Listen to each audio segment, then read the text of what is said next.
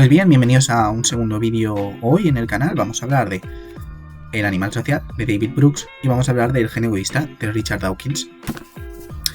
Me gustaría analizarlos desde un punto de vista filosófico, ¿no? Desde una perspectiva evolucionista, ¿no? Desde una perspectiva social. Entonces, voy a comparar quizá la esencia de ambas obras, porque ambas obras tratan temas muy complejos, tratan temas muy diferentes, ¿no? Y me parece interesante encontrar el punto de conexión, ¿no?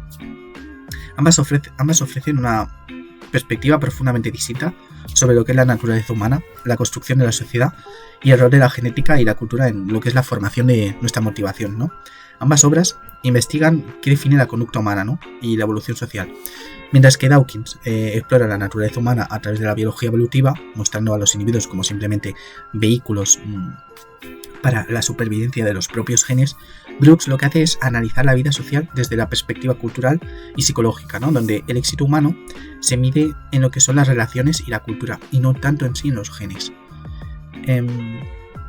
Por un lado, el animal social pues, nos presenta una visión de la naturaleza humana donde los seres humanos son criaturas eminentemente relacionales, ¿no? Que encuentran sentido, identidad y propósito en lo que es la interacción social. En este caso, Brooks pues enfatiza que nuestra vida social no es solamente un aspecto de la existencia, sino la esencia de nuestra humanidad. El autor sostiene que la gente nace con una necesidad de crear vínculos profundos, de ser comprendidos y también valorado por otros, ¿no? Y que en esta interacción social es donde emergen nuestras motivaciones más profundas y las estructuras culturales, donde desde esta perspectiva el éxito humano no se basa solo en logros individuales, ¿no? Sino que es en la calidad de nuestras relaciones y en la integración de los valores culturales a nuestras vidas. El libro enfatiza en gran parte en que nuestras decisiones y comportamientos son en realidad impulsados por factores inconscientes y emocionales, ¿no? Brooks nos muestra cómo los entornos, la educación, la cultura o, por ejemplo, las conexiones sociales pues nos influyen profundamente en lo que son nuestras elecciones y las actitudes individuales. Su análisis nos sugiere que la identidad personal es una construcción que emerge de la interacción constante entre nuestras emociones, entre nuestro entorno, bueno, las influencias, ¿no? Que ejerce nuestro entorno, los vínculos, la pertenencia a una comunidad o a múltiples comunidades, que son básicamente todo este conjunto, ¿no? Las fuerzas que impulsan el crecimiento personal y el sentido de la vida.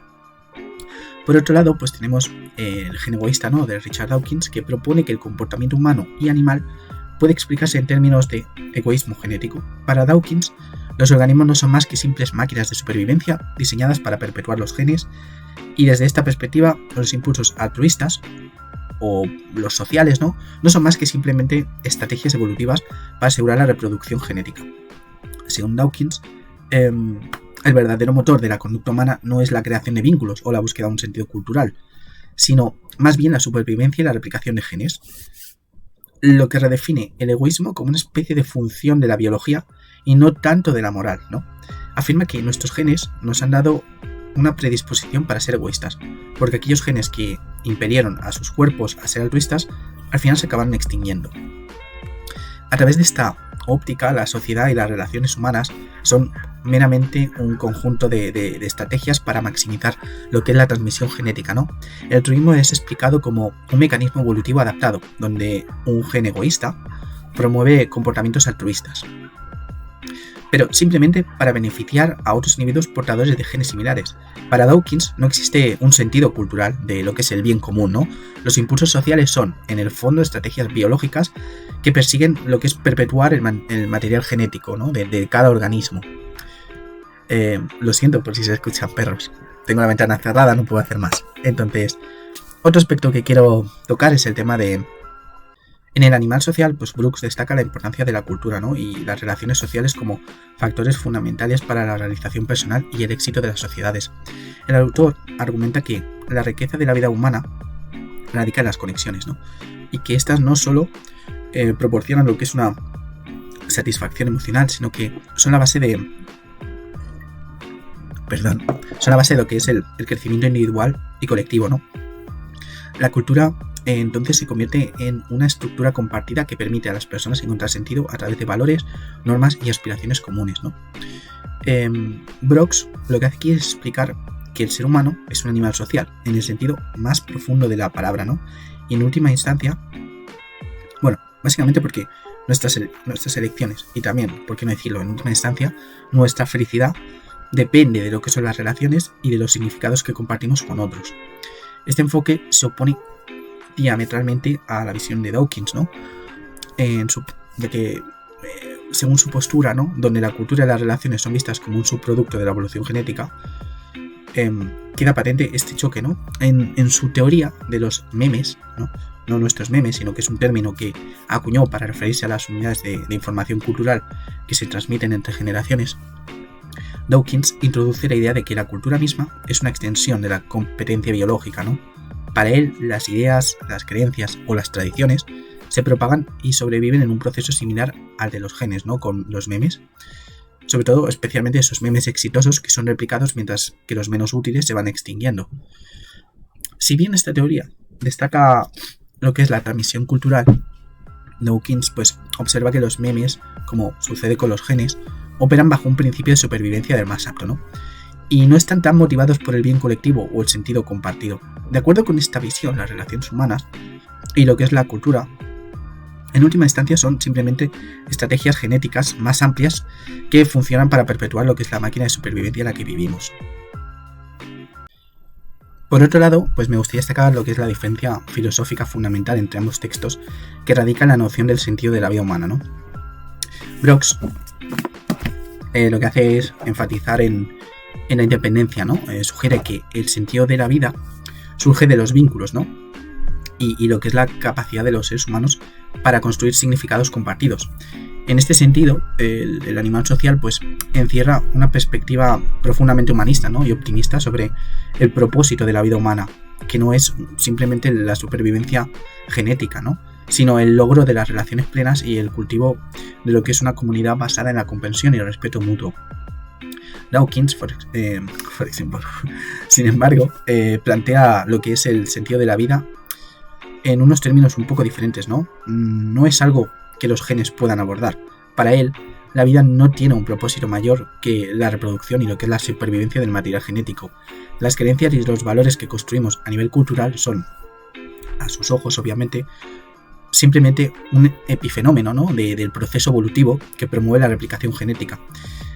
En una cita particularmente famosa, Dawkins revela que debemos rebelarnos contra lo que es la tiranía de los genes, ¿no?, aludiendo a la posibilidad de que, aunque nuestra biología nos impulse hacia lo que es el egoísmo genético, tenemos la capacidad racional de trascender estos impulsos y crear nuestras propias normas y nuestros propósitos. Esta postura, sin embargo, deja abierta la cuestión de si realmente es posible trascender los impulsos biológicos, ¿no? Aunque Dawkins reconoce que los seres humanos pueden elegir resistir estas inclinaciones egoístas que promueven estos genes, no ofrece una explicación clara de cómo, ¿no? Si la biología dicta nuestras motivaciones, podemos sustraernos a su influencia. Y este enfoque abre como un interrogante sobre lo que es la naturaleza del libre albedrío y la posibilidad real de encontrar un sentido independiente a los dictámenes biológicos. Comparar, al final, en definitiva, un poco, comparar el animal social con el gen egoísta, refleja dos visiones profundamente distintas, súper interesantes, sobre lo que significa ser humano y sobre el propósito de la vida.